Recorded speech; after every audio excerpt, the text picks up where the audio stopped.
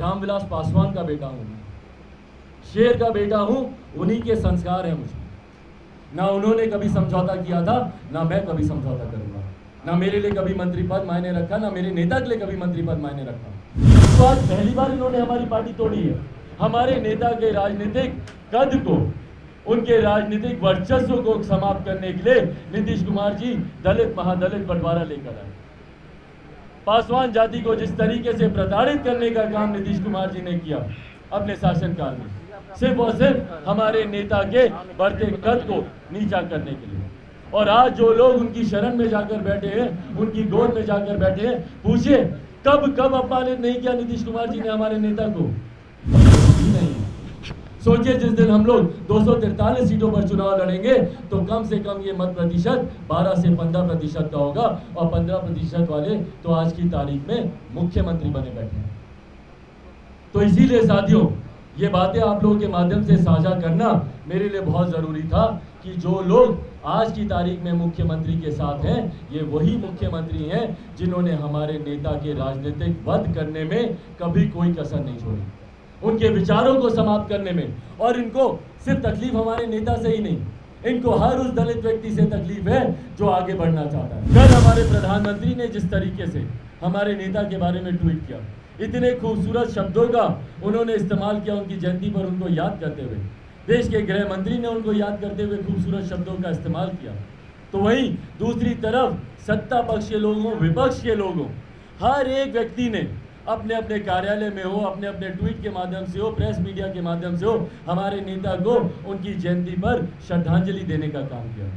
पर एकमात्र व्यक्ति जिन्होंने और जिनके दल ने हमारे नेता को कल याद करने का काम नहीं किया, उनका नाम है आदरणीय नीतीश कुमार जी।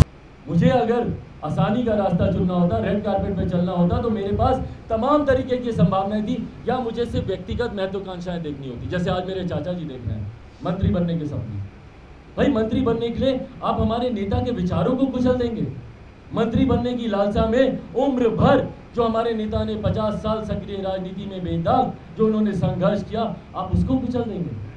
आप उनके अरमानों को आप चिंगारी लगाकर आप मंत्री बनना चाहेंगे? उनकी बनाई हुई पार्टी को धोखा देकर आप मंत्री बनना चाहेंगे? और सबसे बड़ी बात, मेरे नेता के ऊपर आरोप लगता था परिवारवाद का।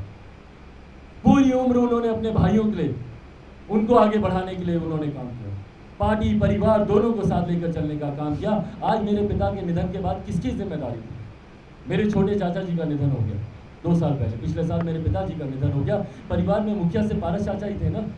आज आपके ऊपर जिम्मेदारी थी कि जैसे पापा सबको एक साथ लेकर चलते थे, आप पूरे परिवार को एक साथ लेकर चलें। पर क्या एक मंत्री बनना इतना ज़्यादा महत्वाकांक्षी होता है, या इतना ज़्यादा ज़रूरी होता है कि आप उनके परिवार के पीठ के पीछे आप खंजर बोलते हैं? मेरी माँ को आज जब सबसे ज़्यादा ज़रूरत है आपकी, समीकरण बनाने के अलावा आपने किया क्या? जब से तीसरी बार आप मुख्यमंत्री बने हमारे प्रदेश के, उसके बाद आप मुझे बताइए ना, जितना समय आपने मुख्यमंत्री कार्यालय में नहीं बिताया, उससे ज़्यादा समय आपने अपने पार्टी के कार्यालय में बिताया। लव कुछ समीकरण को साध रहे हैं, अपनी पार्टी के संगठन को तेज कर रहे हैं। क्यों कर रहे हैं भैया? ये कार्य इंसान तभी करता है। आप लोग इसके बाद मुझसे पूछेंगे कि मैं किस गठबंधन में हूँ, मैं किस गठबंधन का साथ दूंगा। मेरा जवाब पहले ही सुन लीजिए। मैं बोलूँगा कि जब चुनाव आता है उस वक्त लोग गठबंधन की बातें करते हैं, उससे पहले कोई मायने नहीं रखता कि भाई क्या गठबंधन अभी होना नहीं होना। खासतौर पर ऐसी परिस्थिति जब प्राथमिकताएं अलग हैं, तो लोग ये तैयारी तब करते हैं जब चुनाव सर पर होता है। मुख्यमंत्री जी को कौन सा चुनाव सर पर दिख रहा है कि कभी अपना राष्ट्रीय अध्यक्ष बदल रहे हैं, कभी नए नए लोगों को पार्टी के साथ जोड़ रहे हैं, पुराने लोगों को वापस लेकर आ रहे हैं, संगठन समीकरण पर काम कर रहे हैं। इसका मतलब भीतर ही भीतर वो किसी चुनाव की तैयारी कर रहे हैं। और आने वाले समय में लिख कर ले लीजिए इस बात को, 10 तारीख को परिणाम आए थे, 10 नवंबर 2020 को बिहार विधानसभा के परिणाम आए थे, और 11 नवंबर 2020 को मैंने ऐसे ही एक प्रेस वार्ता की थी। आपके आर्काइव्स में वो होंगे, उस वीडियो को प्लीज़ निकालिए। और उसमें मैंने कहा था कि 1.5-2 साल से ज़्यादा ये सरकार नहीं चलेगी, और आप मान के चल लीजिए कि सरकार की उल्टी गिनती शुरू है। और दुआ कीजिए कि भाई मंत्रिमंडल, जदयू के नेताओं को दुआ करना चाहिए कि विस्तार ना हो, क्योंकि जैसे ही ये विस्तार होगा, सबसे पहली टूट होगी तो जनता दल यूनाइटेड में टूटेगा। आप सब भली भांति परिचित हैं कि पिछले कुछ दिनों से, कुछ हफ्तों से लोक जनशक्ति पार्टी के भीतर एक हलचल मची हुई है और किस तरीके से पार्टी के 5 सांसदों ने लोक जनशक्ति पार्टी और हमारे नेता, हमारे संस्थापक आदरणीय रामविलास पासवान जी के विचारों को कुचलते हुए एक अलग गुट बनाने की उन लोगों ने घोषणा की। लोक जनशक्ति पार्टी ने की कार्यकारिणी ने, लोक जनशक्ति पार्टी की राष्ट्रीय कार्यकारिणी ने उनकी पार्टी विरोधी गतिविधियों को देखते हुए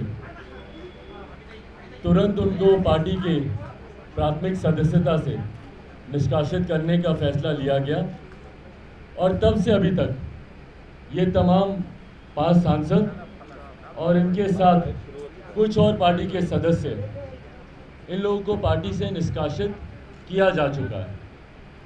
और इस बात की विधिवत जानकारी लोक जनशक्ति पार्टी का एक प्रतिनिधि मंडल, हम लोग चुनाव आयोग से हम लोगों ने मुलाकात की थी और चुनाव आयोग के समक्ष हम लोग विधिवत तरीके से इस बात की जानकारी भी हम लोग दे चुके हैं।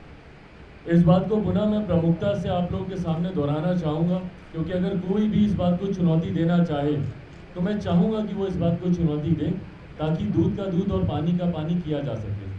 आप आधी बातें बोलें और आधी बात पर आप खामोश रह जाएं, ये गलत है। आप सिर्फ इतना बोल दें कि भैया मुझे राष्ट्रीय अध्यक्ष चुन लिया गया है, और उसके बाद किस प्रकार से आपको चुना गया है, वो प्रणाली क्या थी, वो तरीका क्या था, कौन लोग थे, उस पर आप खामोश रह जाएं, ये गलत है। कहीं ना कहीं जनता को आप भ्रमित करने का आप काम करते हैं। एक तरफ आप ये बात बोलते हैं कि भैया मैं राष्ट्रीय अध्यक्ष चुना जा चुका हूँ, और दूसरी तरफ आप चुनाव आयोग में जाकर आप इस बात की विधिवत जानकारी देते हुए आप सिंबल या पार्टी के नाम पर आप क्लेम भी नहीं करते हैं। आज की भी तारीख में चुनाव आयोग में अगर आप लोग जाएं तो चुनाव आयोग में जाकर आप लोग पूछ लीजिए कि भैया लोक जनशक्ति पार्टी का राष्ट्रीय अध्यक्ष कौन है, तो आप लोगों को जानकारी मिल जाएगी कि वो चिराग पासवान ही है। इन लोगों ने महज एक औपचारिकता पूरी करके कि इन लोगों ने कहा कि हम लोगों ने राष्ट्रीय कार्यकारिणी की बैठक हम लोगों ने बुलाई और उसमें तय कर लिया गया कि ये राष्ट्रीय अध्यक्ष हैं। भाई उस राष्ट्रीय कार्यकारिणी की बैठक में थे कौन लोग? मैं आप लोगों की जानकारी में इस बात को मैं पहले भी दे चुका हूं, पर पुनः मैं स्पष्ट रूप से आप लोगों की जानकारी में दे दूं कि लोक जनशक्ति पार्टी का जो संविधान है वो कहता है कि एक मिनिमम और 75 मेंबर्स की हम लोग की राष्ट्रीय कार्यकारिणी होती है, जिसमें आपका एक राष्ट्रीय अध्यक्ष होता है, जिसमें आपके 6 राष्ट्रीय उपाध्यक्ष होते हैं, एक आपका ट्रेजरर होता है, एक आपके राष्ट्रीय प्रधान महासचिव होते हैं, साथ में आपके 15 प्रकोष्ठों के अध्यक्ष होते हैं और 36 हम लोग के जो स्टेट हैं और जितने यूनियन टेरिटरीज हैं उसके अध्यक्ष होते हैं। इसमें से भी मैं आप लोगों को बता दूं कि 15 राष्ट्रीय प्रकोष्ठों में से सिर्फ एक राष्ट्रीय प्रकोष्ठ के अध्यक्ष हम लोगों से अलग हुए हैं। लेबर सेल के हम लोग के राष्ट्रीय प्रकोष्ठ के अध्यक्ष थे, वो हम लोगों से अलग हुए हैं। 6 उपाध्यक्षों की अगर आप बात करें तो सिर्फ सूरज भान जी एक ऐसे हैं जो हम लोगों से अलग हुए हैं। उसके बाद अगर आप प्रधान हाँ, और 16 सचिव होते हैं और 16 महासचिव भी होते हैं। सचिव और महासचिव को मिलाएं तो महज 2 लोग हैं जो हम लोगों से अलग हुए हैं। 36 प्रदेश और यूटी अध्यक्ष मिलाकर, एक लद्दाख का हम लोग अभी तक नियुक्त नहीं कर पाए थे, बाकी 35 हम लोग की नियुक्ति हो चुकी थी प्रदेश अध्यक्षों की और यूटी अध्यक्षों की। उसमें से 35 में से 33 आज की तारीख में हम लोग के साथ हैं। और ये सारी बातें मैं सिर्फ मौखिक नहीं बोल रहा हूँ, एफिडेविट के साथ हैं। हम लोग के पास एफिडेविट है कि कल को अगर कोई न्यायालय में अगर इसको चुनौती देता है या चुनाव आयोग में इस बात को चुनौती देता है तो उनके समक्ष हम लोग प्रमुखता से डॉक्यूमेंटेशंस के साथ अपनी बातों को प्रमाणित करने के लिए हम लोग तैयार हैं। पर उसके बाद भैया एक दिन अफवाह आती है कि इन्होंने कोई कार्यकारिणी की बैठक की। लोक जनशक्ति पार्टी का संविधान इस बात को स्पष्ट तौर से कहता है कि लोक जनशक्ति पार्टी की राष्ट्रीय कार्यकारिणी को बुलाने का अधिकार सिर्फ और सिर्फ लोक जनशक्ति पार्टी के राष्ट्रीय अध्यक्ष के पास है या राष्ट्रीय अध्यक्ष की सहमति से प्रधान महासचिव के पास है। इसके अलावा कोई और राष्ट्रीय कार्यकारिणी की बैठक नहीं बुला सकता। तो जो बैठक इन लोगों ने पटना में की थी 1.5-2 हफ्ते पहले, वो बैठक ही वैध नहीं है। वो पार्टी के संविधान के आधार पर आप उस बैठक को बुला ही नहीं सकते हैं। पर अगर आपने उस बैठक को बुला भी लिया तो भी लोक जनशक्ति पार्टी का संविधान कहता है कि पार्टी का जो राष्ट्रीय अध्यक्ष चुना जाता है उसका कार्यकाल 5 साल के लिए होता है। 5 साल के भीतर से 2 ही परिस्थिति में लोक जनशक्ति पार्टी के चुने हुए राष्ट्रीय अध्यक्ष को बदला जा सकता है। पहली परिस्थिति है कि या तो उनका निधन हो जाए और या फिर वो स्वेच्छा से वो रिजाइन करें। जैसे हमारे नेता आदरणीय रामविलास पासवान जी का कार्यकाल 2020 तक का था, पर 2019 में उन्होंने स्वास्थ्य कारण देते हुए हेल्थ रीजन से उन्होंने रिजाइन किया और उस वक्त मुझे नए अध्यक्ष के तौर पर चुना गया और मेरा चुनाव 5 नवंबर 2019 को हुआ था और इसकी जानकारी 9 नवंबर 2019 को हम लोगों ने चुनाव आयोग को भी दे दी थी। 2024 तक का ये मेरा कार्यकाल है। दो ही परिस्थिति हैं जिसमें मुझे हटाया जा सकता है, या तो मेरा निधन हो जाए या फिर मैं स्वेच्छा से इसमें रिजाइन करूं। और जब मेरा चुनाव हुआ था तो हमारे नेता आदरणीय रामविलास पासवान जी के रहते हुए हुआ था। पशुपति कुमार पारस जी जो मेरे चाचा हैं वो उसमें प्रमुख प्रस्तावक थे। सूरज भान जी इनको सेकंड करने वाले थे। तो ये तमाम लोग उस लोकतांत्रिक तरीके से हुए चुनाव में मौजूद थे। पर आज अपने आप को स्वतः आकर घोषित करना, ये कहीं ना कहीं हमारे नेता आदरणीय रामविलास पासवान जी के विचारों पर, उनके लिए गए फैसलों पर उंगली उठाने वाला है। और इसीलिए इस बात की चिंता मैंने बार बार जाहिर की है कि हर वो फैसला जो हमारे नेता आदरणीय रामविलास पासवान जी के रहते हुए लिया गया, उस फैसले का ये विरोध कर रहे हैं।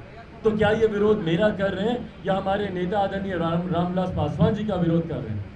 और आज यही कारण है कि एक तरफा जनसलाब हमारे नेता आदरणीय रामविलास पासवान जी के आदर्शों पर चलने वाली लोक जनशक्ति पार्टी, जिसके राष्ट्रीय अध्यक्ष के तौर पर मुझे चुना गया था, एक तरफा जन समर्थन हम लोग के साथ। और सबसे पहले इस मंच के माध्यम से मैं तमाम उन लोगों का धन्यवाद करना चाहूँगा, हाजीपुर की जनता का धन्यवाद करना चाहूँगा, बिहार की जनता का धन्यवाद करना चाहूँगा, अपने पार्टी के तमाम पदाधिकारी साथियों का धन्यवाद करना चाहूँगा, हमारे तमाम प्रत्याशियों का धन्यवाद करना चाहूँगा कि जिस तरीके से इन लोगों ने दिन रात मेहनत कर आप मेरे प्रत्याशियों से आप बात कर लें कि भाई इन लोगों ने लोक जनशक्ति पार्टी के सिंबल के तले चुनाव लड़ा था।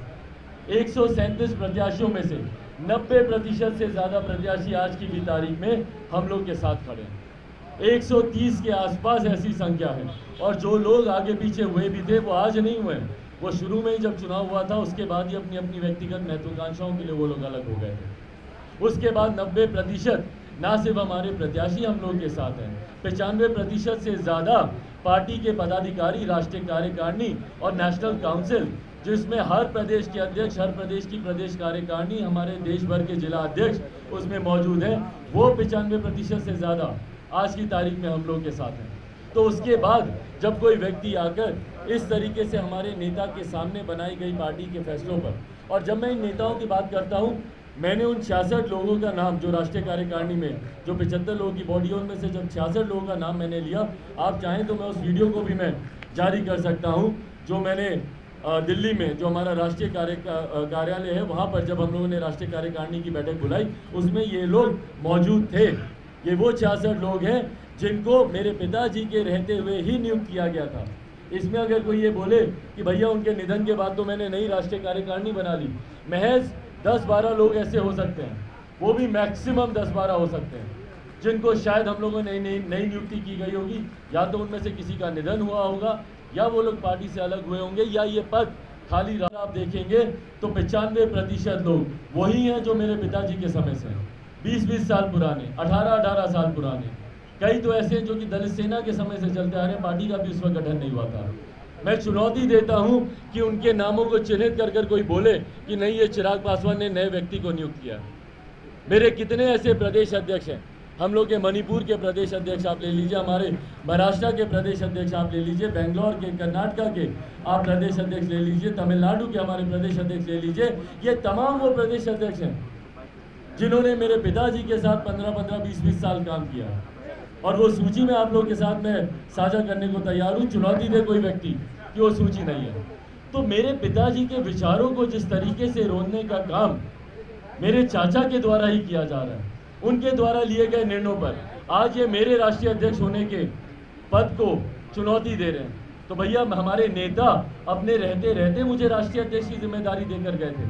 आज ये मुझसे सवाल करते हैं कि भाई जाके पूछे चिराग से कि चिराग ने मुझे प्रदेश अध्यक्ष के पद से क्यों हटाया। तो कोई उनसे पूछे ना कि चिराग पासवान ने उन्हें प्रदेश अध्यक्ष के पद से नहीं हटाया।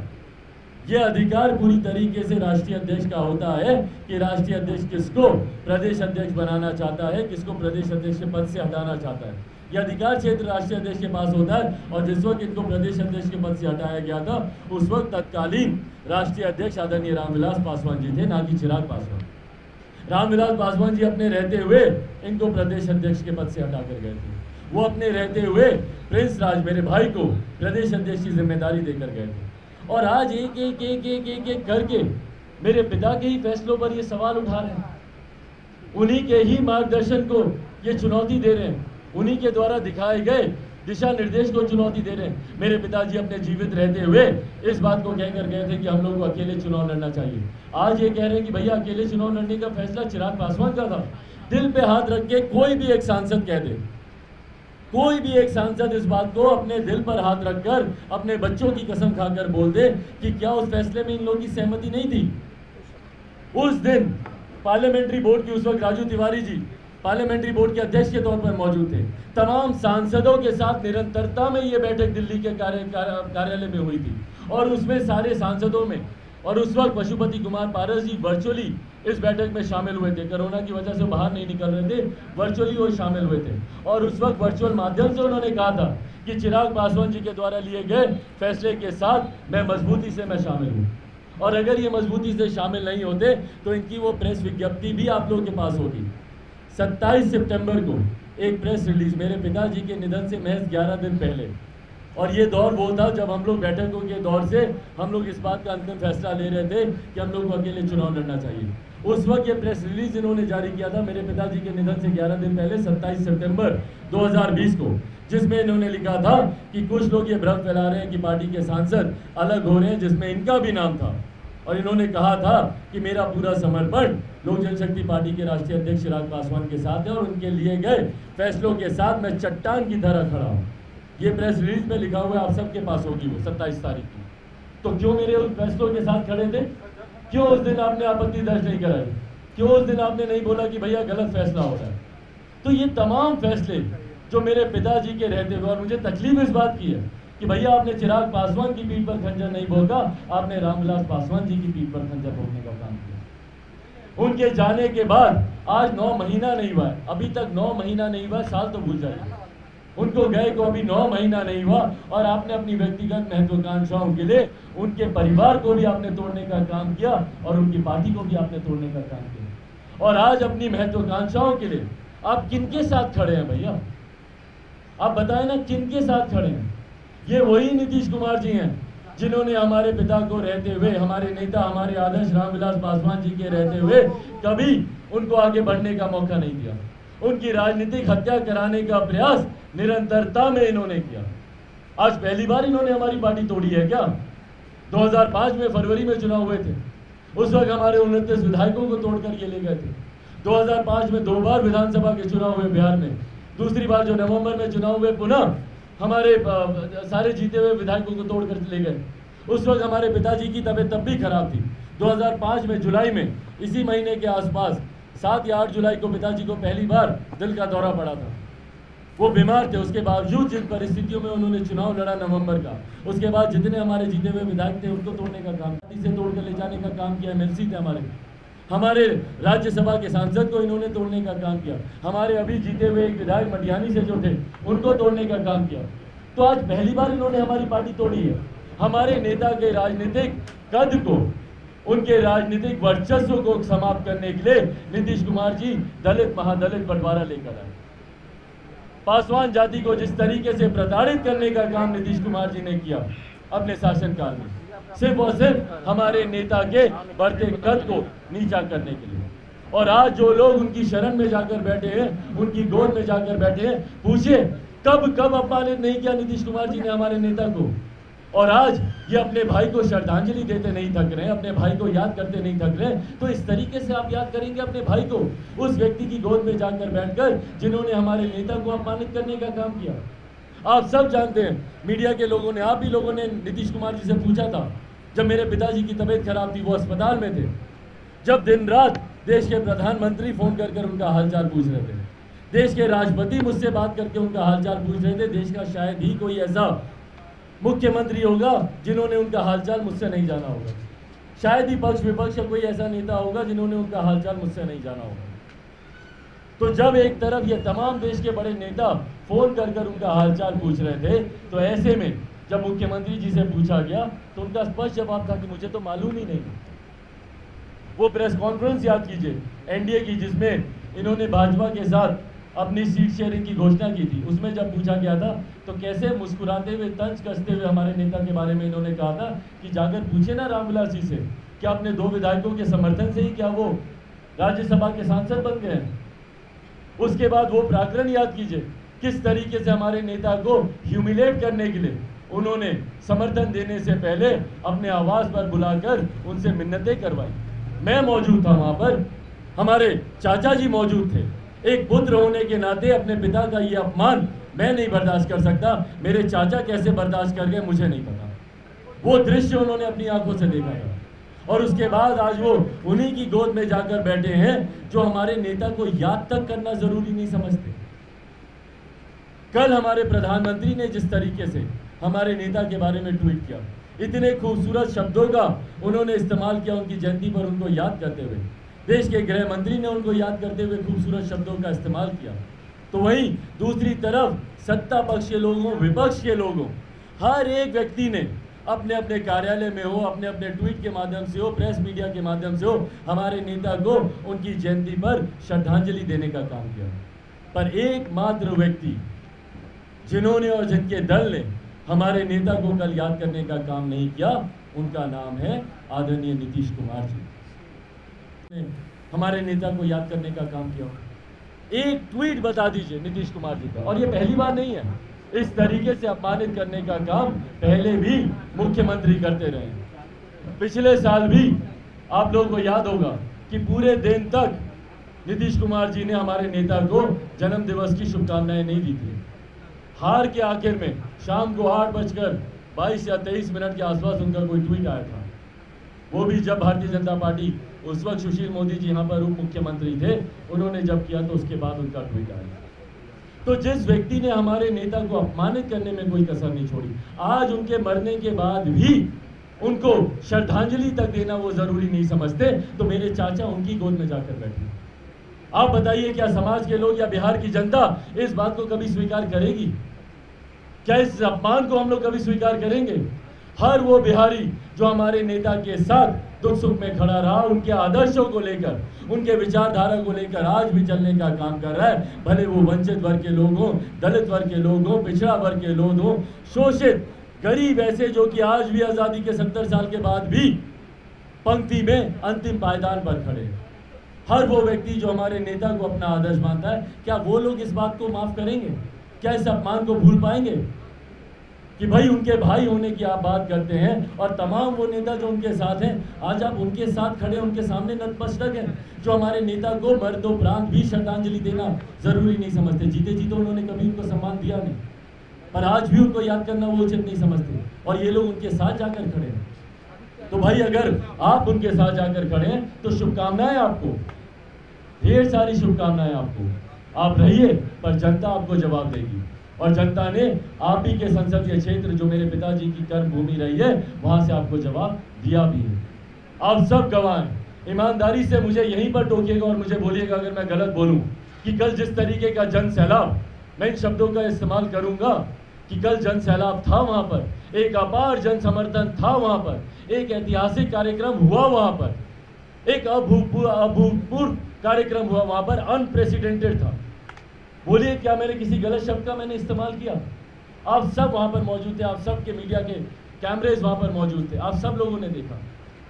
तो जिस तरीके से जन समर्थन आज मिल रहा है, ये चिराग पासवान को नहीं मिल रहा, ये हमारे नेता, हमारे आदर्श आदरणीय रामविलास पासवान जी को मिल रहा है, और उन लोगों के खिलाफ मिल रहा है जो उनके मरने के बाद उनकी विचारधारा को समाप्त करना चाह रहे हैं।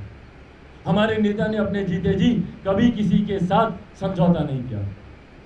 आज उनके मरने के बाद भी मैं किसी भी परिस्थिति में समझौता नहीं करूंगा। ये उनकी अंतिम इच्छा थी, उनका अंतिम सपना था कि मैं अकेले चुनाव लड़ूं। आईसीयू में जब वो थे, वो मुझे कई बार उन्होंने मुझे ललकारा, मुझे बोलते थे कि तुम्हें हिम्मत नहीं है अकेले चुनाव लड़ने की। मुझे देखो 2005 में मैंने कभी सोचा नहीं, अकेले रणभूमि में उतरा, चुनाव लड़ा।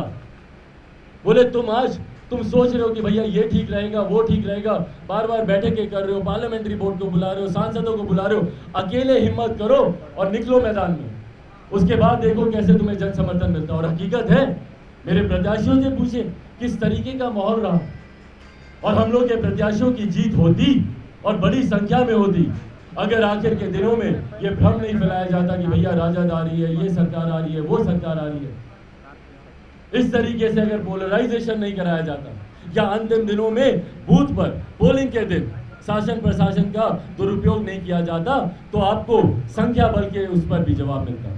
पर उसके बावजूद हर वो व्यक्ति जो सेफोलॉजिस्ट है, जो राजनीति को समझता है, राजनीति में ये दुर्भाग्य जरूर है कि राजनीति को समझने वाले सिर्फ संख्या से आंकते हैं कि कितने सांसद, कितने विधायक, पर हकीकत है कि जो 2%, 3% की पार्टी मानी जाती थी, आज 6% का मत कंसोलिडेट किया हम लोगों ने, जब अभी 100 से ज्यादा सीटों पर हम लोग चुनाव लड़े ही नहीं हैं।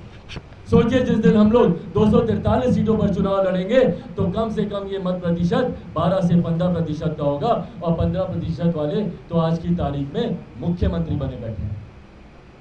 तो इसीलिए साथियों, ये बातें आप लोगों के माध्यम से साझा करना मेरे लिए बहुत ज़रूरी था कि जो लोग आज की तारीख में मुख्यमंत्री के साथ हैं, ये वही मुख्यमंत्री हैं जिन्होंने हमारे नेता के राजनीतिक वध करने में कभी कोई कसर नहीं छोड़ी, उनके विचारों को समाप्त करने में। और इनको सिर्फ तकलीफ हमारे नेता से ही नहीं, इनको हर उस दलित व्यक्ति से तकलीफ है जो आगे बढ़ना चाहता है, हर उस गरीब व्यक्ति से इनको तकलीफ है जो आगे बढ़ना चाहता है, हर उस वंचित वर्ग से इनको तकलीफ है जो आगे बढ़ना चाहता है। कल इन्होंने डॉक्टर बाबा साहब भीमराव अम्बेडकर की प्रतिमा पर माल्यार्पण करने से रोका। ये अपमान किसका था? चिराग पासवान का था कि डॉक्टर बाबा साहब भीमराव अम्बेडकर का अपमान था? डॉक्टर बाबा साहब भीमराव अम्बेडकर किसी व्यक्ति विशेष या पार्टी विशेष के नहीं है, वो एक विचारधारा का नाम है।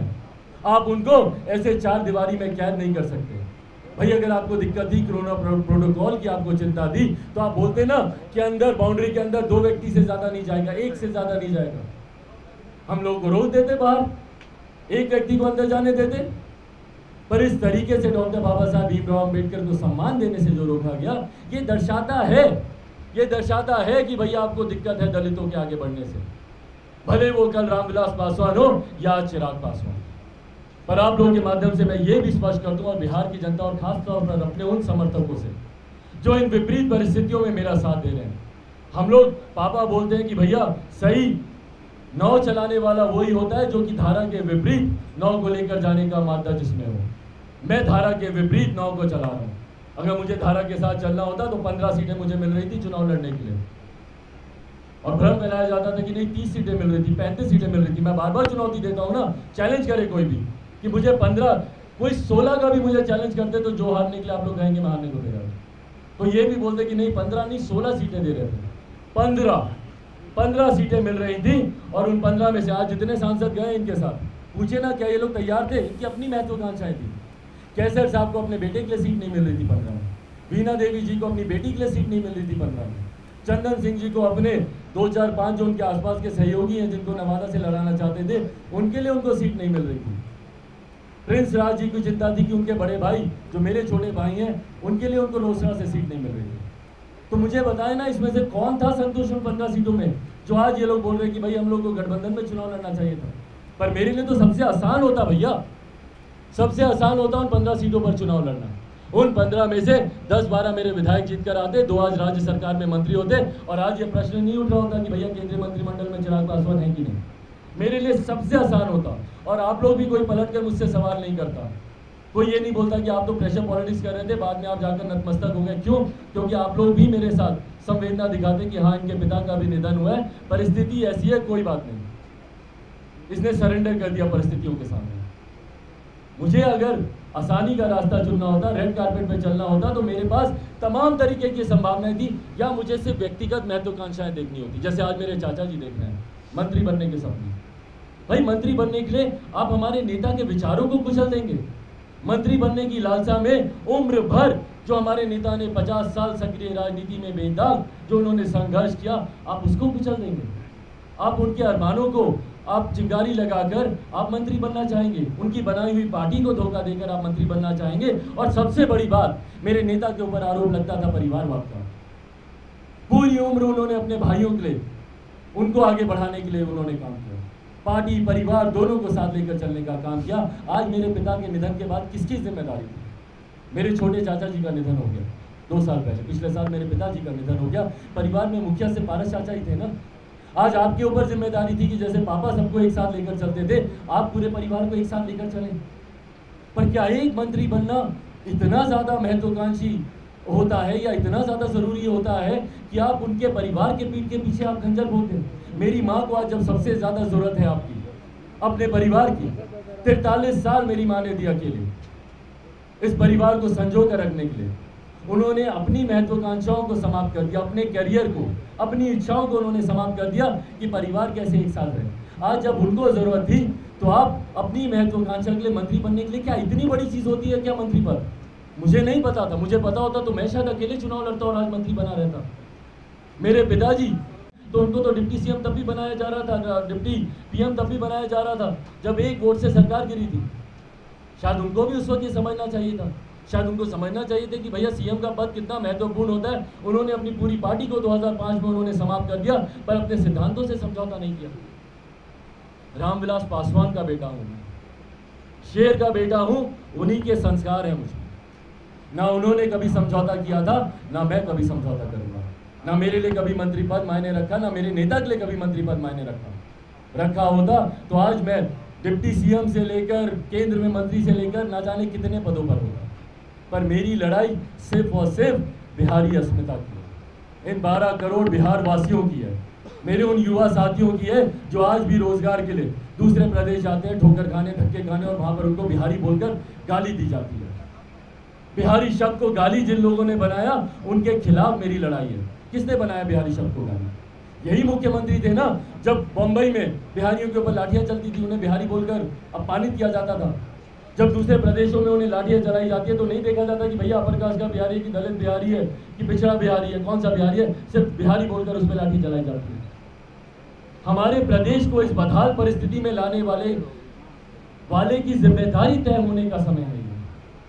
हमारे मुख्यमंत्री जो विकास पुरुष अपने आप को कहलाना पसंद करते हैं, इनकी विकास गाथा में क्या एक ऐसा अस्पताल नहीं बना जहां पे मेरे मुख्यमंत्री अपने कैटरैक्ट का ऑपरेशन करा लें?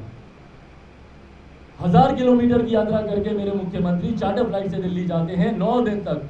जब बिहार पटना बारिश में डूबा हुआ है, जब मुख्यमंत्री होने के नाते आपकी बड़ी जिम्मेदारी है, तो उस वक्त मेरे मुख्यमंत्री 9 दिन तक दिल्ली में रहते हैं कैटरैक्ट का ऑपरेशन कराने के लिए।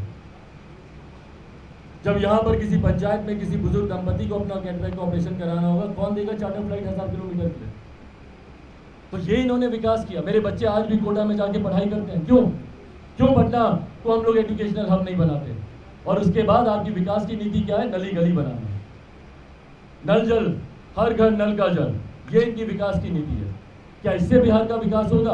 आईटी सेक्टर्स की आप बात नहीं करते, आप आईटी जॉब्स की आप बात नहीं करते, एजुकेशनल हब की आप बात नहीं करते, टूरिज्म को कैसे बढ़ावा मिले इसकी आप चिंता नहीं करते, और आप बोलते हैं कि भैया विकास की राह पर बिहार आगे बढ़ेगा।